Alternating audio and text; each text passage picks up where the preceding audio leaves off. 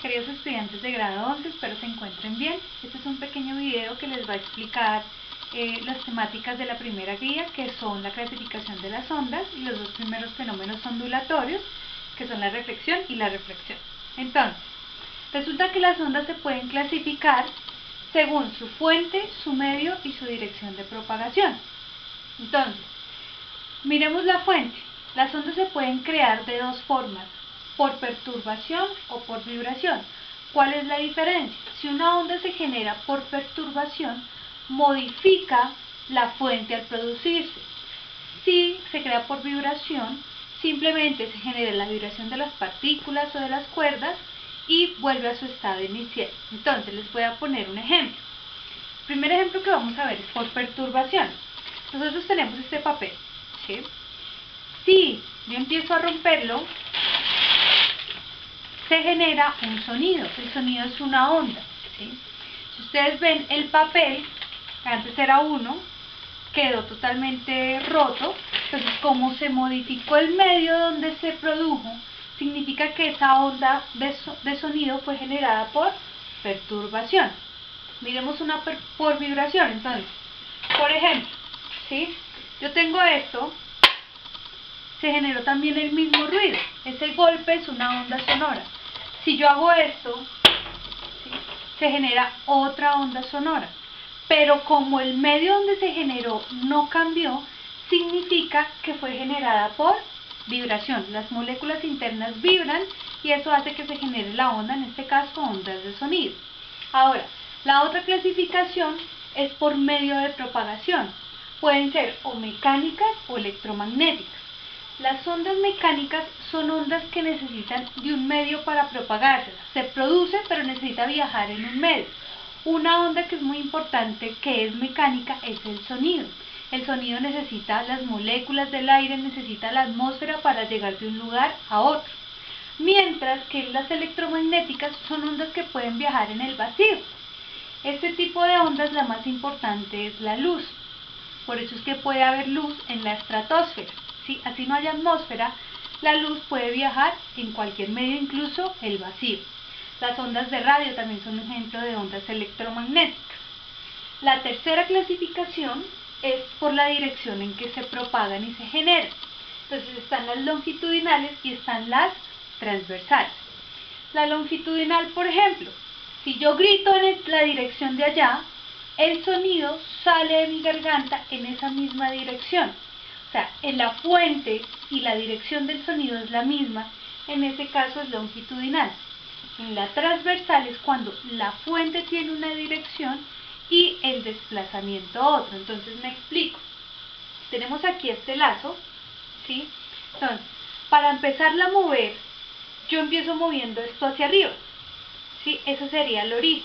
Entonces miremos, si yo empiezo a hacer eso, ¿sí?, la curva hacia dónde se empieza a ir, empieza a moverse hacia allá. Entonces, yo muevo hacia arriba, pero avanza hacia el frente.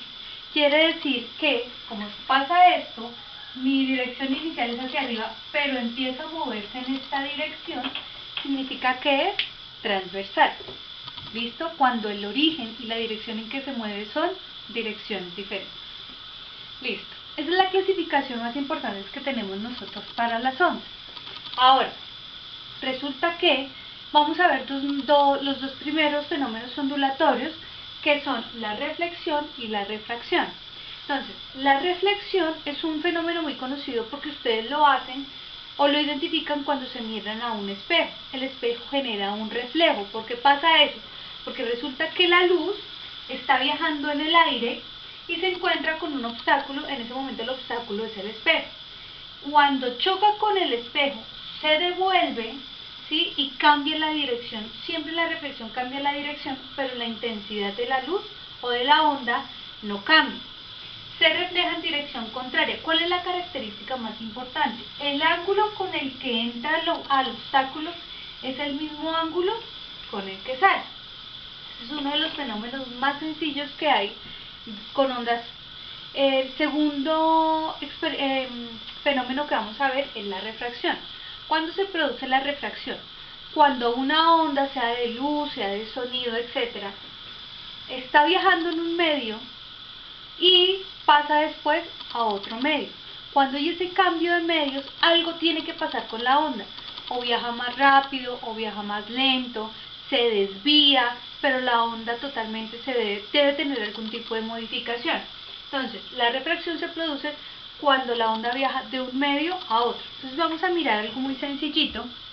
Entonces, por ejemplo, nosotros tenemos aquí, ¿sí? Tenemos este frasco de vidrio, agua y también tiene aire, ¿sí? Si vamos a introducir esto, ¿sí? En el momento en que lo introducimos, ustedes ven, la parte que está arriba en el aire se ve diferente a la parte que está en el agua. ¿Por qué? Porque es que la luz está viajando en el agua y en el aire. Y como cada uno tiene un índice diferente de refracción, hace que la luz se desvíe de formas diferentes. ¿Qué es lo que les pasa a ustedes cuando se meten en una piscina?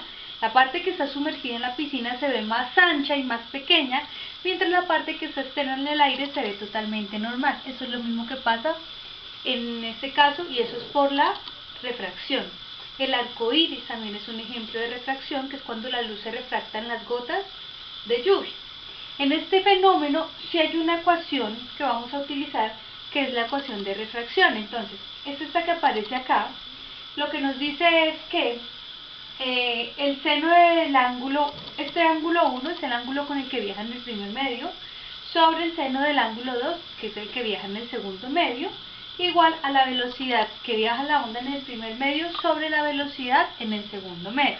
Entonces vamos a hacer un ejercicio de despeje, y para que ustedes se puedan guiar, porque hay un ejercicio parecido que tienen que despejar en la guía, ¿sí? Entonces, tenemos lo siguiente. Partimos del origen de la ecuación, que es seno de teta del primer medio sobre seno de teta del segundo medio igual la velocidad en el primer medio sobre la velocidad en el segundo medio. ¿Cuáles van a ser los datos del problema? Vamos a decir que una onda viaja inicialmente con una velocidad de 20 metros por segundo, ¿sí? Y viaja con un ángulo en el primer medio de 30 grados, ¿sí? Va a pasar a un segundo medio, y al pasar por ese segundo medio va a adquirir una velocidad de el doble, que va a ser 40 metros por segundo, ¿sí? La pregunta es, ¿con qué ángulo entra la onda en ese segundo medio? ¿Sí? Entonces, nuestra incógnita va a ser el ángulo 2. Lo primero que tenemos que hacer es despejar. Recuerden que nuestras incógnitas no pueden estar en el denominador, entonces me deshago de lo que tengo en el denominador en ambas partes. Entonces, esta velocidad del segundo medio lo voy a pasar a este lado, a multiplicar, entonces quedaría velocidad 2 por seno de teta 1 igual a lo mismo este que está acá, quedaría entonces B1 por seno de teta 2, ya no tengo ningún término en los denominadores. Ahora, lo que voy a empezar a hacer es a tratar de que mi incógnita quede sola, entonces este B sub 1 está multiplicando y lo voy a dejar en el otro lado, dividiendo sobre B sub 1 igual a seno de teta 2. ¿Listo? Entonces, vamos a reemplazar por los valores que tenemos. La velocidad 2 dijimos que es 40, esta viene siendo la velocidad 1, entonces sería 40 metros por segundo por seno de 30 grados sobre la velocidad 1, que es 20 metros por segundo. Eso es igual a seno del ángulo 2. Entonces, calculamos el seno de 30. Entonces, la idea es que por favor en sus calculadoras, la calculadora tiene que estar en grados para hacer el ejercicio.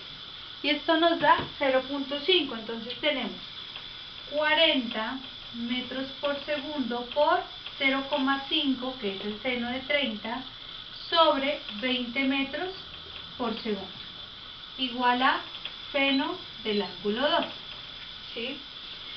en el momento en que nosotros multiplicamos, nos da lo siguiente, y es que 40 por 0.5 da 20, ¿sí? Entonces sigan la flecha, que no se vayan a perder.